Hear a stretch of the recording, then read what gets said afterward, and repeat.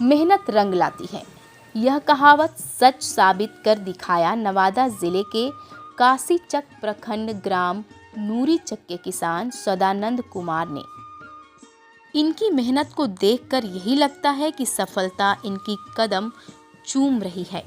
कुछ साल पहले सदानंद कुछ भी नहीं करते थे, लेकिन जब से सर्वोदय आश्रम सोखो देवरा के संपर्क में आए, मानो उनकी किस्मत ही चमक गई।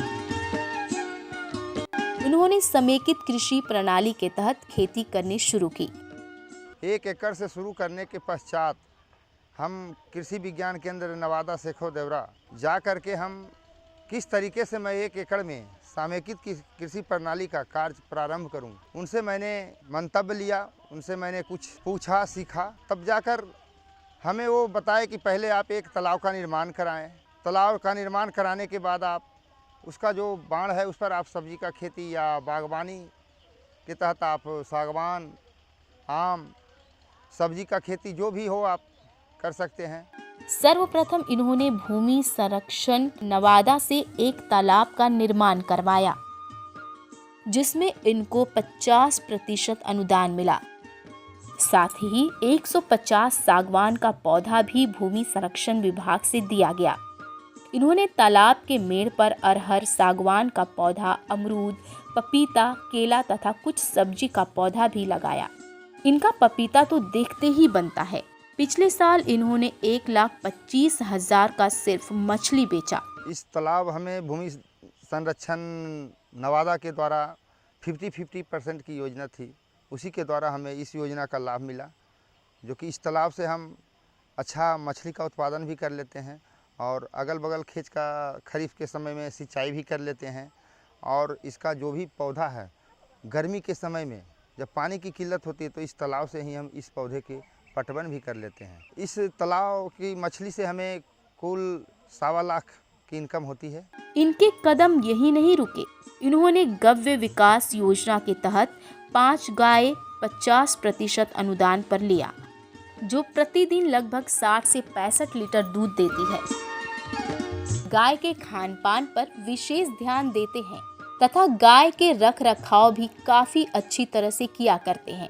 हाँ, मैंने एक गौशाला का निर्माण गव्य विकास कार्यालय के द्वारा करवाया है, जो कि ये स्वलागत की योजना है।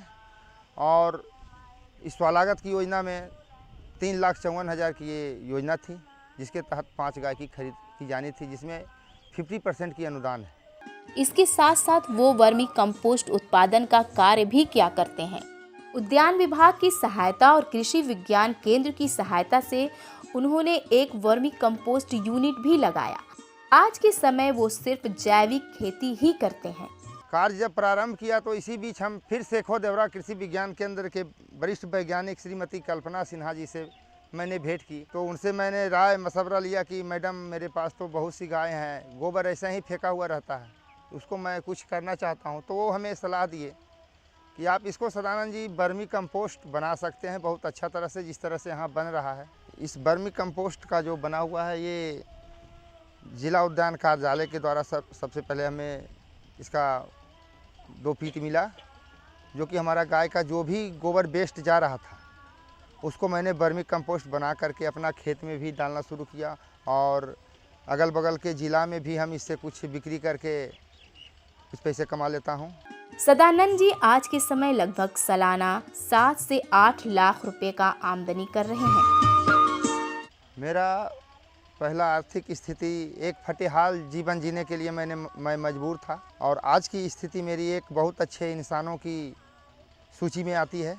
मेरे पास इस समेकित कृषि प्रणाली पर काम करने से मेरा आमदनी 7 से 8 लाख के बीच हो जाती है, जो कि मेरा परिवार को चलाने के लिए अच्छी खासी आमदनी हो जाती है। इनकी सफलता के पीछे कृषि विज्ञान केंद्र सोखो देवरा तथा कृषि विभाग का अहम योगदान है, जो समय समय पर सही मार्गदर्शन के साथ साथ वैज्ञानिक तकनीक से खेती के अलावा अनुदान भी दिया। किसान सदानंद जी का ये समेकित कृषि प्रणाली का मॉडल है। ये इन्होंने तालाब खनवाया है, जो जिला भूमि संरक्षण विभाग की तरफ से खनवाया गया है, और साथ ही इनको जो वृक्ष है वो भी दिया गया है, ताकि इनकी आमदनी जो है बाद में जो है 10 साल बाद इनको और उससे भी आमदनी प्राप्त हो।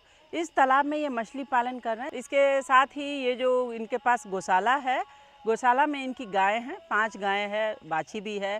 उसका जो वेस्ट है उसको वो मछली के भोजन के रूप में तालाब में डाल रहे हैं और इससे इनका जो मछली के भोजन पे एक्स्ट्रा खर्चा है वो नहीं होता है और साथ में ही उस गोबर का ये वर्मी कंपोस्ट भी बना रहे हैं। तो ये एक अच्छा मॉडल है। आके थोड़ा बहुत इन्होंने फ्रूट प्लांट भी लगाया हुआ है, एक अच्छा मॉडल है। ये दूसरे गांव के किसान के लिए भी और दूसरे गांव के किसान के लिए भी बहुत प्रेरणादायक हैं। ये सही मार्गदर्शन और मेहनत के बदौलत ही पूरा परिवार खुशी खुशी जीवन यापन कर रहा है।